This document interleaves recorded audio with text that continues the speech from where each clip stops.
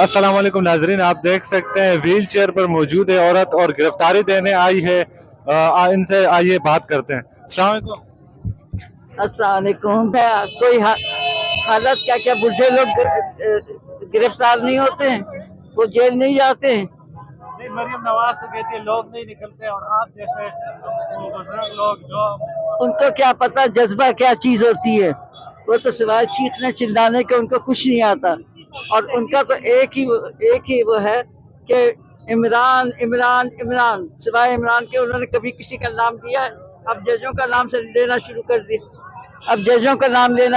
دیا کہ یہ ہمارے خلاف ہے، وہ ہمارے خلاف ہے.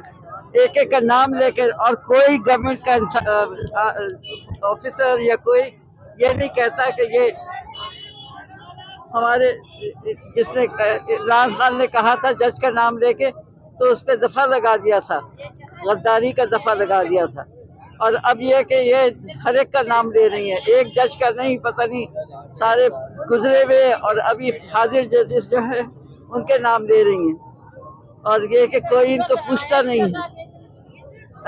کہا جاتا ہے کہ عمران خان پر ریڈ لائن لگا دی گئی، وہ دوبارہ سیاست میں نہیں آ سکتے.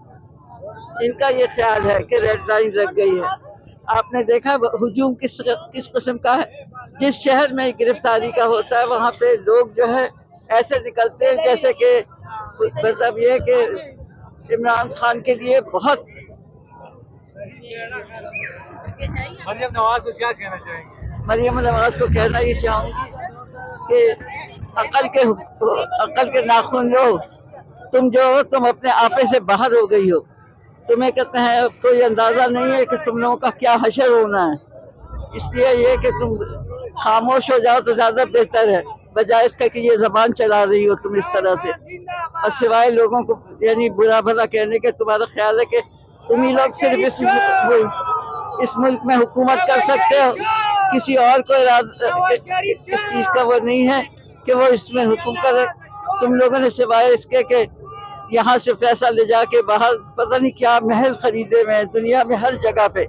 تو یہ کہ ہمارا لیڈر جو ہے عمران خان